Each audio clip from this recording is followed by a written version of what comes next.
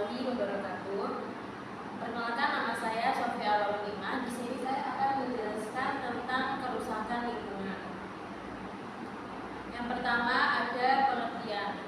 Pengertian kerusakan lingkungan menurut Pak Ari adalah kondisi di mana terjadi perubahan atau penurunan mutu lingkungan yang disebabkan oleh aktivitas manusia atau faktor alam, sehingga lingkungan tidak berfungsi optimal. B. Klasifikasi. Klasifikasi kerusakan lingkungan bisa dijelaskan berdasarkan dua faktor utama, yaitu yang pertama berdasarkan penyebab dan yang kedua berdasarkan jenis kerusakan. Yang berdasarkan penyebab adalah kerusakan akibat faktor alam yang pada umumnya terjadi adanya bencana alam seperti gunung meletus, banjir, tanah longsor dan lain sebagainya. Yang kedua adalah kerusakan akibat ulah manusia seperti penebangan hutan, membuang sampah sembarangan dan membuang limbah industri secara sembarangan. Yang kedua berdasarkan jenis kerusakan, yaitu ada pencemaran lingkungan. Pencemaran lingkungan dibagi menjadi tiga, yaitu pencemaran udara, air, dan tanah. Yang ketiga, adanya kerusakan ekosistem yang terjadi pada lingkungan yang tidak dijaga ataupun dirusak secara sengaja maupun tidak sengaja oleh manusia. C. Karakteristik kerusakan lingkungan. Yang pertama adalah pengerusakan habitat, merujuk pada perubahan atau pemusnahan habitat alami flora dan fauna seperti penebangan hutan secara sembarangan. Dan yang kedua adanya polusi udara. Polusi udara terjadi karena banyaknya manusia yang menggunakan kendaraan pribadi seperti motor, truk, ataupun mobil pribadi. Yang ketiga, deforestasi terjadi ketika penebangan pohon dilakukan secara masif, mengakibatkan hilangnya hutan dan kehilangan keanekaragaman hayati.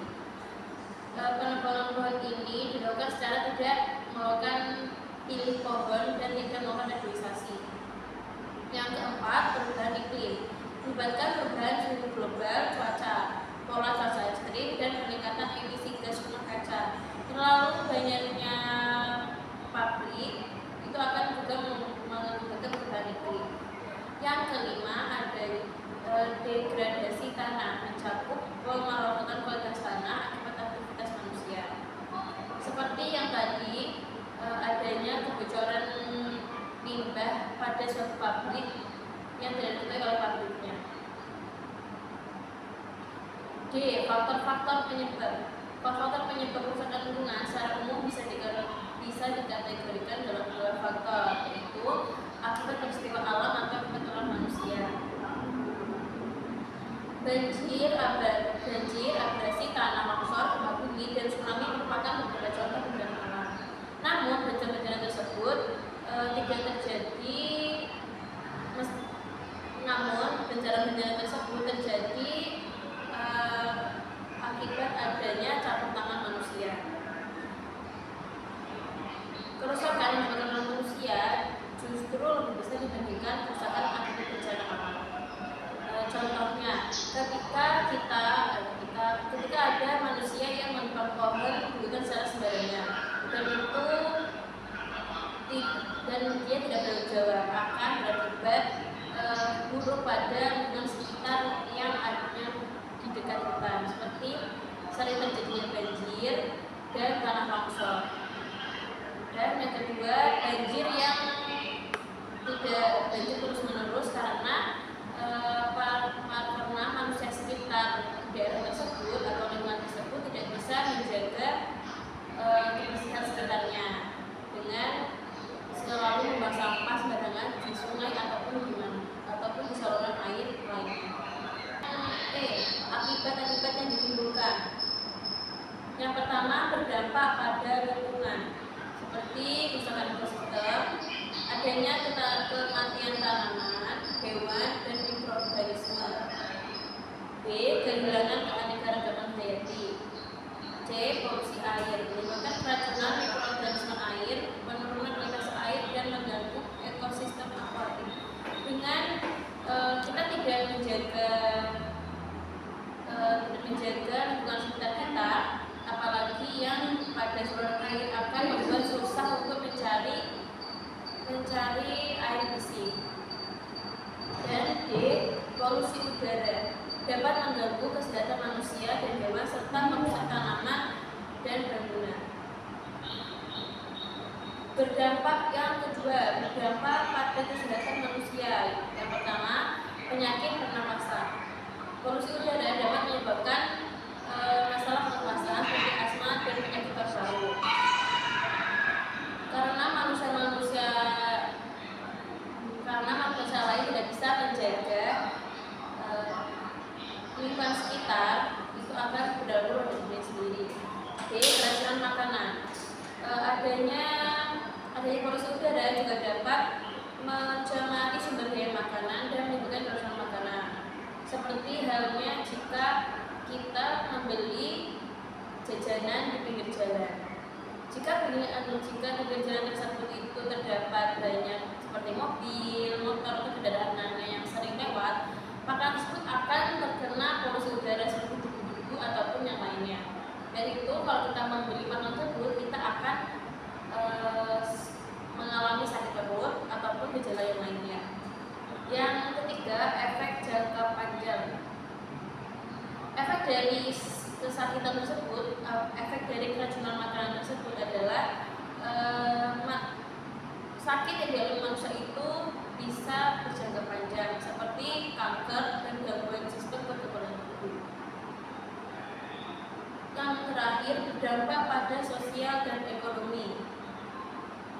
Kerugian ekonomi dapat merugikan ekonomi karena biaya pengobatan dan pemulihan serta kerugian dalam sektor pertanian dan perikanan. Jika manusia yang terjangkit penyakit itu kan kita harus melakukan pengobatan supaya kita tetap sehat ataupun sembuh. Nah, jika dia tidak punya uang yang cukup untuk membeli obat atau untuk pengobatannya, itu akan berdampak buruk pada ekonomi mereka. Dan konflik sosial. Sumber daya yang tercemar dapat memicu konflik antar komunitas yang bersaing untuk sumber daya yang tersisa.